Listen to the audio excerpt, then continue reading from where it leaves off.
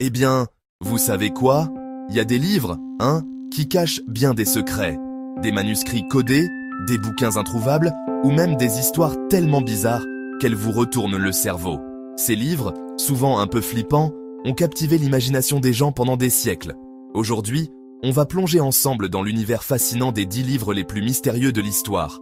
Des trucs du Moyen-Âge aux écrits codés de génies oubliés, on va explorer les énigmes qui entourent ces ouvrages mystérieux.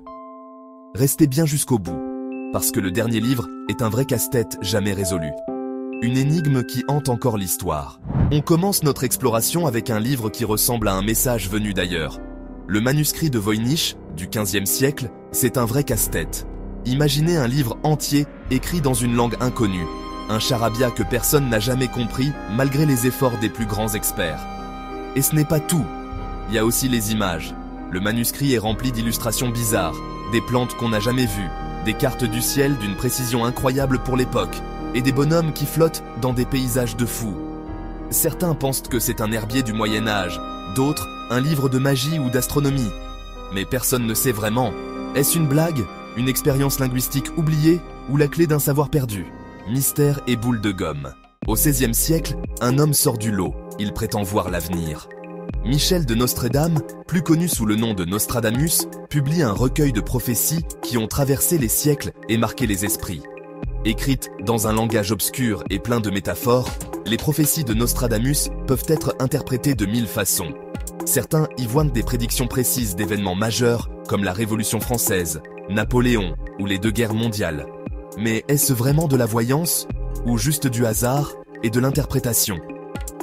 Les sceptiques disent que les quatrains de Nostradamus sont trop vagues.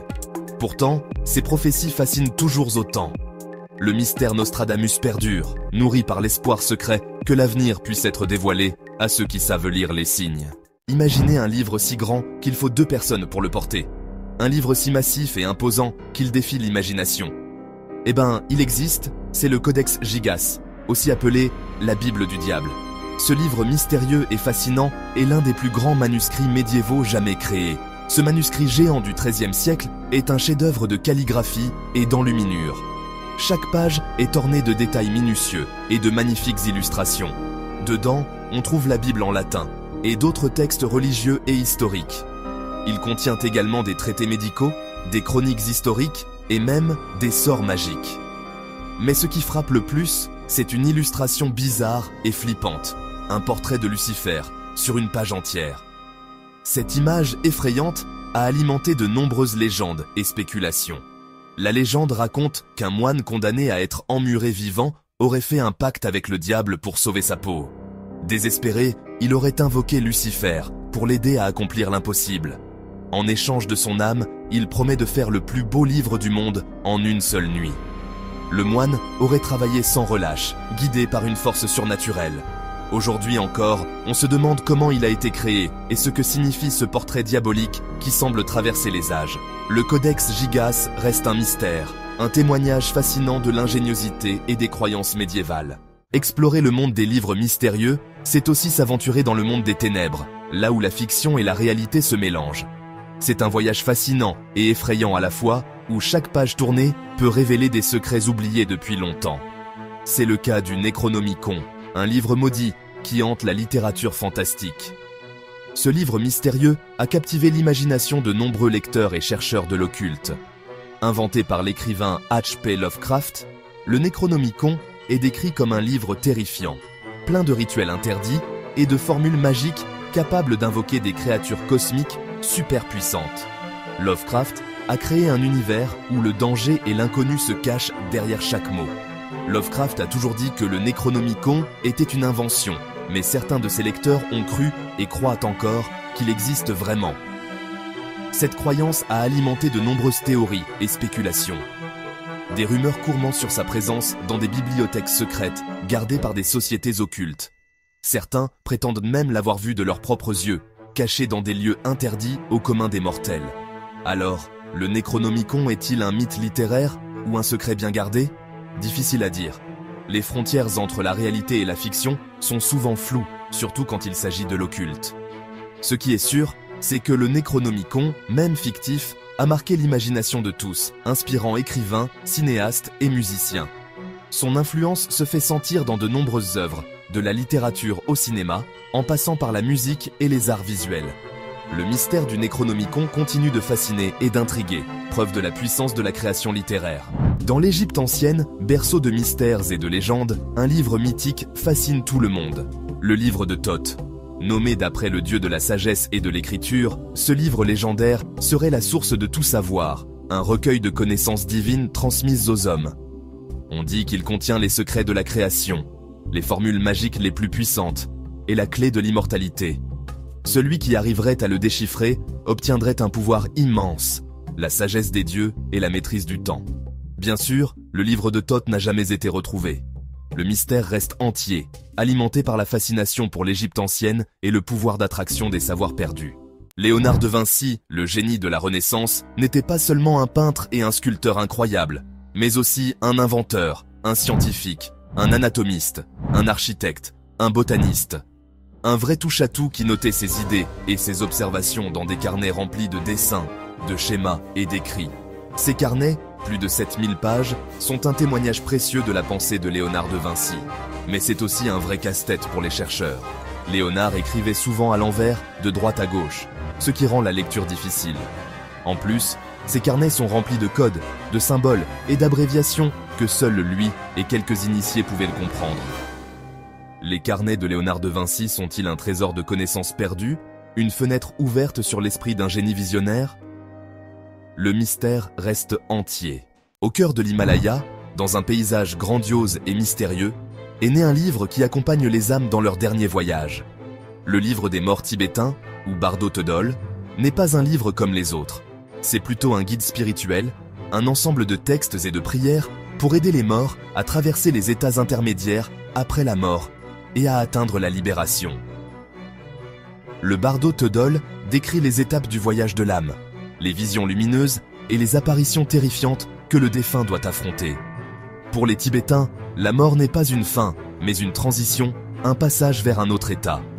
Le livre des morts tibétains est là pour éclairer ce passage, pour aider l'âme à trouver la lumière dans l'obscurité. Entrons maintenant dans un monde étrange et merveilleux, un monde né de l'imagination de l'artiste italien Luigi Serafini. Le Codex Serafinianus, publié en 1981, est une encyclopédie unique en son genre. Il décrit un monde imaginaire, peuplé de créatures fantastiques, de machines étranges et de plantes inconnues. Le problème, c'est que le Codex Serafinianus est écrit dans une langue inventée, un alphabet complexe et élégant que personne n'a jamais compris. Certains y voient une blague, d'autres une expérience linguistique extrême. Mais le Codex Serafinianus est avant tout une œuvre d'art, un voyage onirique dans un univers parallèle. Le Codex Serafinianus est-il un livre à lire, à décrypter ou simplement à regarder? À vous de voir. Revenons maintenant au manuscrit de Voynich, ce livre énigmatique que personne n'arrive à déchiffrer. Malgré des siècles d'études, son secret reste entier. Au fil des siècles, plein de théories ont été avancées pour expliquer l'origine et la signification du manuscrit de Voynich. Certains y voient un livre de magie, d'autres un herbier du Moyen-Âge, d'autres encore un message codé d'extraterrestres. Mais aucune de ces théories n'a été prouvée. Le manuscrit de Voynich reste un mystère total, un défi pour l'intelligence humaine. Garderait-il ses secrets pour toujours? Ou bien un jour, quelqu'un arrivera-t-il à percer les mystères de son langage et à révéler au monde son message caché? L'avenir nous le dira. Et si le livre le plus mystérieux était celui que personne n'a jamais retrouvé? Imaginez un ouvrage si rare et précieux qu'il a échappé à toutes les recherches. Un livre dont l'existence même est remise en question. Au fil des siècles, plein de livres ont disparu, victimes des guerres, des incendies, de la négligence ou de la cupidité. Chaque perte est une fenêtre fermée sur le passé, une voie éteinte à jamais. La destruction de la bibliothèque d'Alexandrie, dans l'Antiquité, est un symbole de la fragilité du savoir et de la perte immense que représente la disparition de livres uniques. Des milliers de volumes irremplaçables ont été réduits en cendres, emportant avec eux des siècles de connaissances. Certains de ces livres disparus sont entourés de mystères, alimentés par les légendes. On raconte des histoires fascinantes sur leur contenu et leur pouvoir. On parle de livres cachés dans des cryptes secrètes, protégés par des gardiens invisibles, de manuscrits volés renfermant des secrets d'État, des informations qui pourraient changer le cours de l'histoire si elles étaient révélées, ou des formules magiques super dangereuses capable de déchaîner des forces incontrôlables. Le livre introuvable, c'est aussi celui qui n'a jamais été écrit, celui qui dort dans l'imagination des écrivains et des lecteurs, attendant le moment parfait pour prendre vie. Chaque auteur porte en lui un livre qui n'a pas encore vu le jour. Chaque lecteur rêve d'un livre qui n'existe pas encore. Quel est, pour vous, le livre le plus mystérieux de tous les temps? Est-ce un manuscrit perdu, un grimoire magique ou une œuvre encore à écrire? Dites-le nous en commentaire. Partagez vos pensées et vos rêves littéraires avec nous.